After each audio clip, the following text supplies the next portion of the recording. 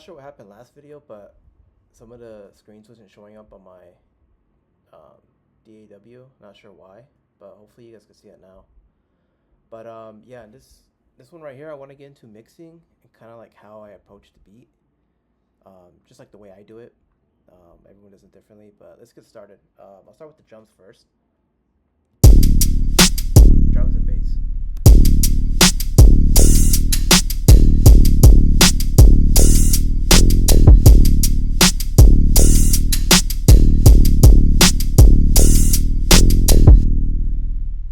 So with this one right here, with most of my beats, I kind of always start off with the drum and the bass too, just cause like it sets the vibe for me. But these are the drums I use right here, and I'll get into the mixing right now. But I just want to tell you guys that the sound selection is actually very important. The first thing I did, I laid on this kick and the hi-hat. You know what? Let me take off all the effects real quick. Hold on.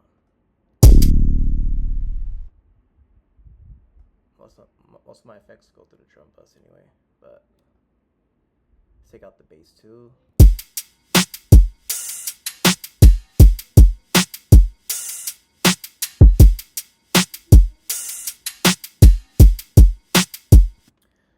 So with my drums, usually like what I'm aiming for, I try to go for anywhere in between like 3 to 0 dB.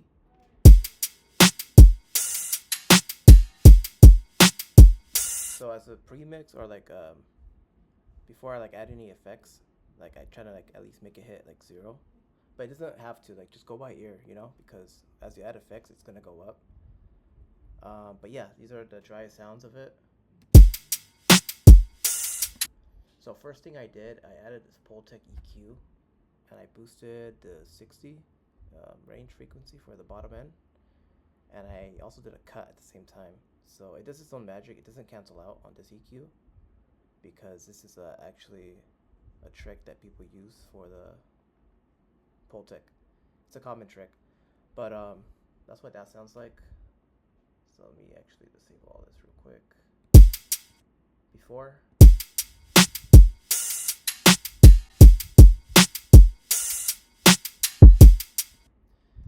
So yeah, that's the before and after.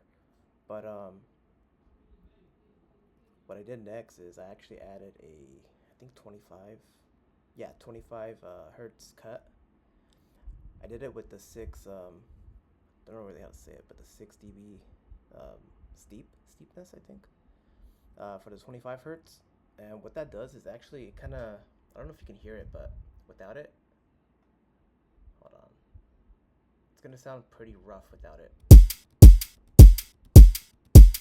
And then with it on, you know what, you're gonna notice it once I start adding the effects. So let me do that real quick. Just a little high boost right here. Add another Pultec for the high end, 5K, just a small little boost right there. And then one of my secret tricks I like to use now on all my beats is the SP950. It's a replica of the SP1200 and the Akai 950. I really recommend this plugin. This is with it on.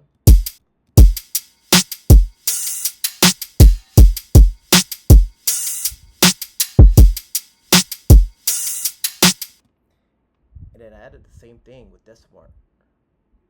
The SP1200 preset I have here. Go ahead and copy it if you have it. It's really good. I like to blend these two together, and then you get this.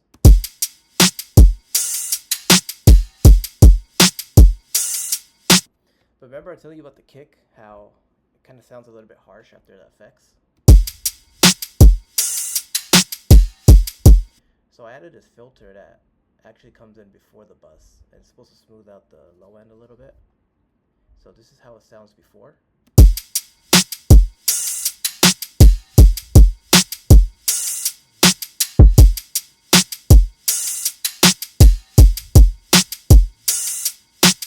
Yeah, it's a huge difference because when you're adding all these effects, like some of the frequencies that you didn't cut, like they kind of get boosted and then they get like really harsh.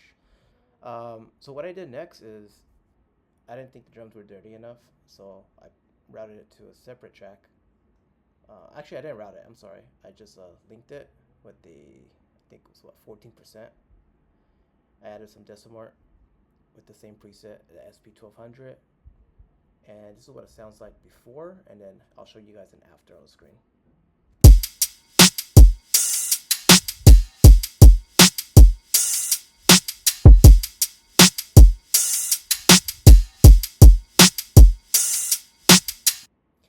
Yeah, that's what makes it sound like very like grimy, very crunchy in a way, without overdoing it or sounding cheap. You can go overboard with it if you want, like for example.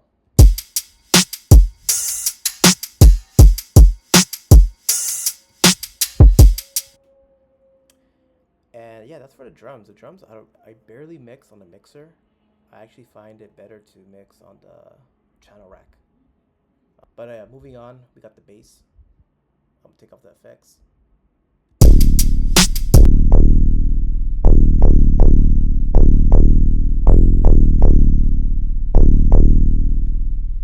Okay, so it sounds pretty bad, like by itself. Was I added this EQ to take off that muddiness, and I did that 6 steep again.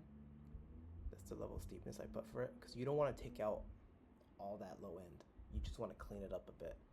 So you could do this with the free, like with parametric EQ, by the way. Right here, you'll go ahead and hit 25. There we go. And you could change the steepness like this, or like that. Have it on 1. And that'll be the same thing. But here's a before and after with the EQ.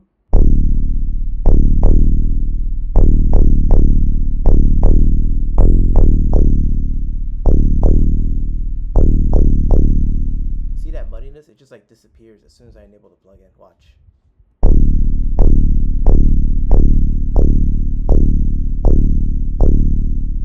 So much better. Moving on, I added a Pultec EQ, boosted up to 60 hertz frequency. Next, I added this SP950 sound processor again, and what I did is I put it down by 12, so it doesn't change the pitch. It just replicates, like emulates what you would actually do on the hardware. This is before.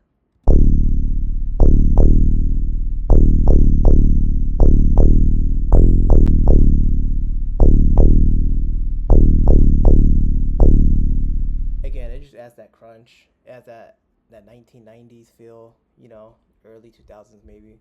And this is just a side chain with the kick. Added with the kick I had earlier, so it sounds really good. Like this is without it.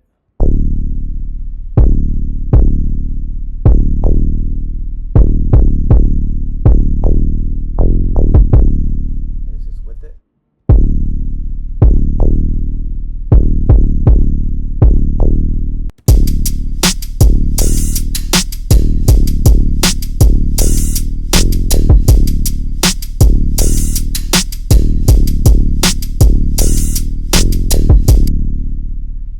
I didn't really do too much of sound manipulation. I did add the snare. I layered it with this snare right here. By the way, this snare from J Cactus, the Wasteland snare, or Wastelander, that's such a good snare for like boom bap, maybe like a 90s, very aggressive, grimy beat. Sounds like this. I layered it with this trappage snare. Kind of like boosted a little, I don't know. Added this hi-hat.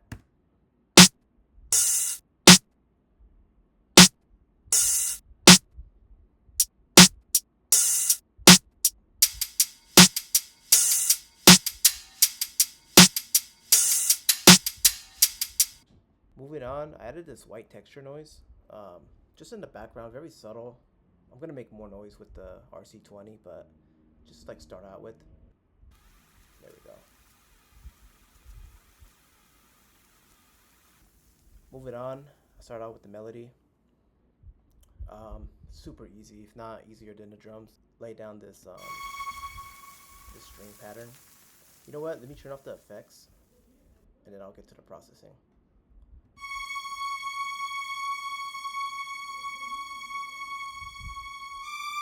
And then I added this weird kind of lead from the UAD Polymax. It's called the Glide Fac.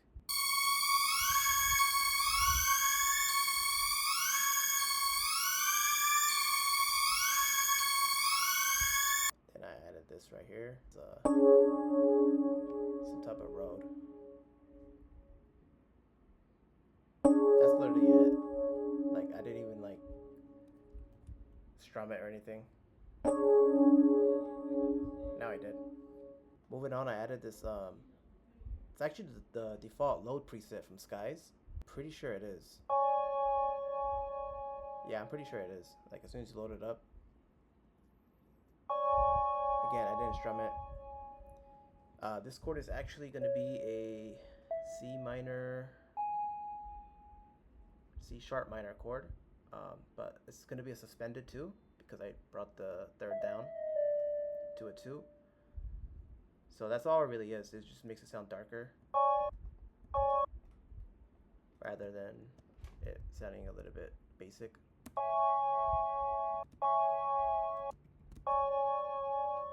And I just added an octave up from the root.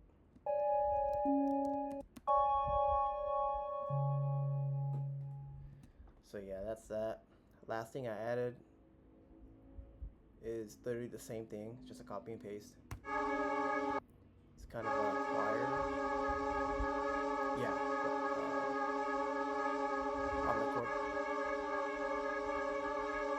And all together, it sounds like this without the effects.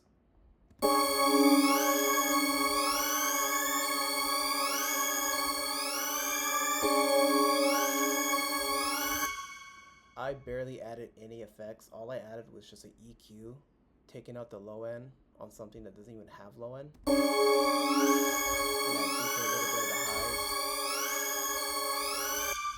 I added some reverb, some Valhalla room. For the bus, I added a Wolf compressor using the Gentle Stereo preset, and with that, I had to add the SP. After that, I added an EQ. I took off anything past the bass. Added some RC20. I like to make the noise a little bit louder in my samples. In my production, that's what I like to do. It's just kind of like my signature. That's with this on.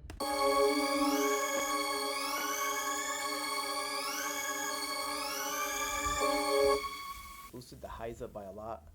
And then I also routed it to this SP12. Here's with that on. That's the final chain.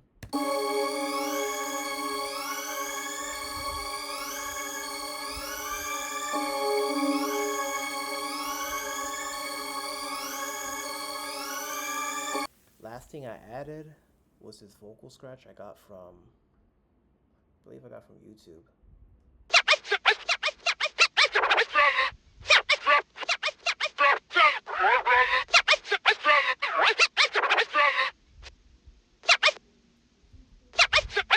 So as you can tell, that definitely went through an SP.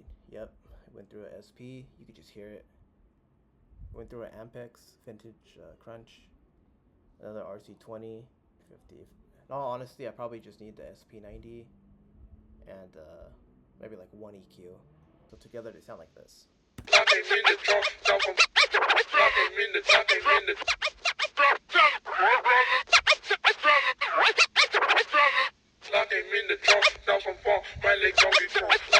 So with everything together, it sounds like this.